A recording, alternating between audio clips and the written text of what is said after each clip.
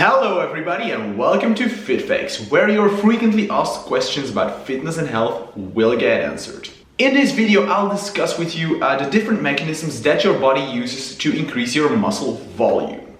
Roll the intro.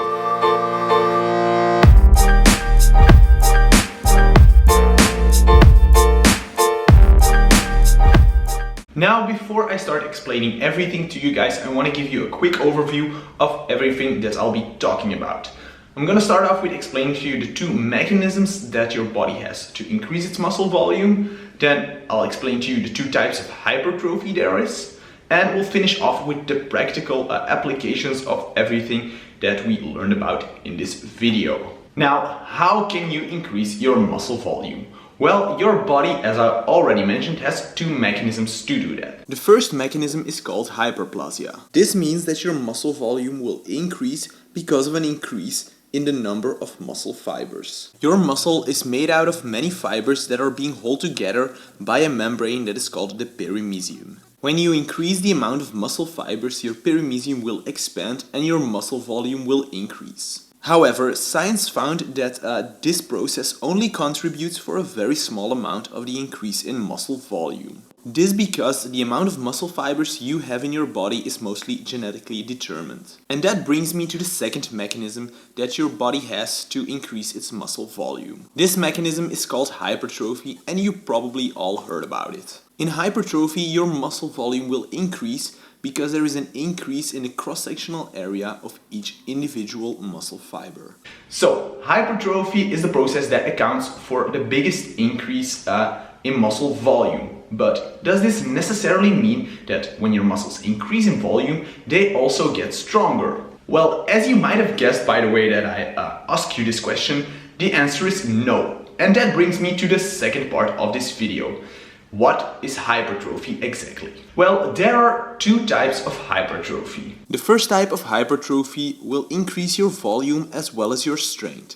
This type is called myofibrillar hypertrophy. This type of hypertrophy is marked by an increase of the cross-sectional area of your muscle fiber because your myofibril grows at the same rate as your sarcoplasm. Now, what are these myofibrils that I'm talking about? Well, myofibrils are the motors of your muscle and consist of contractile proteins that make your muscle fiber contract. The second type of muscle hypertrophy is called sarcoplasmatic hypertrophy. This type will only increase your muscle volume.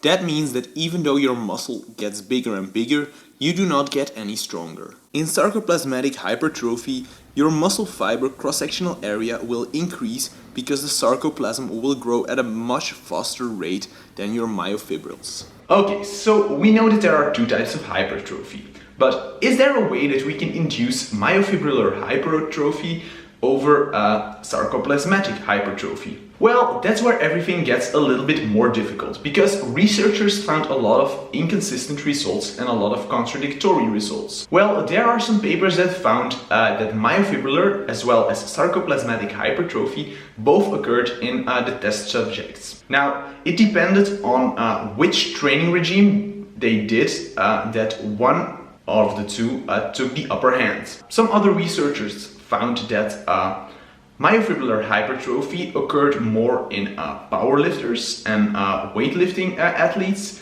and sarcoplasmatic hypertrophy occurred more in bodybuilding type of athletes. Now, how can we use this information so that we can maximize the amount of myofibrillar hypertrophy within our own bodies? Well, if you paid attention, you by now may already expect and suspect that I cannot give you a 100% conclusive and good answer on how to optimize myofibrillar hypertrophy. But from my own experience and all the information I have already gotten from university, I would suggest you do 3 to 4 sets of 10 to 15 repetitions with a weight that is up and around to 70 to 80% of your 1 repetition maximum. That will be all for today. I hope you enjoyed the video, that you learned something new that you can apply during your trainings and workouts. If you did so, make sure to smash that like button, leave any questions you might have in the comment section down below, and subscribe to our channel if you want to be updated on when and what we post. And I will see you next time.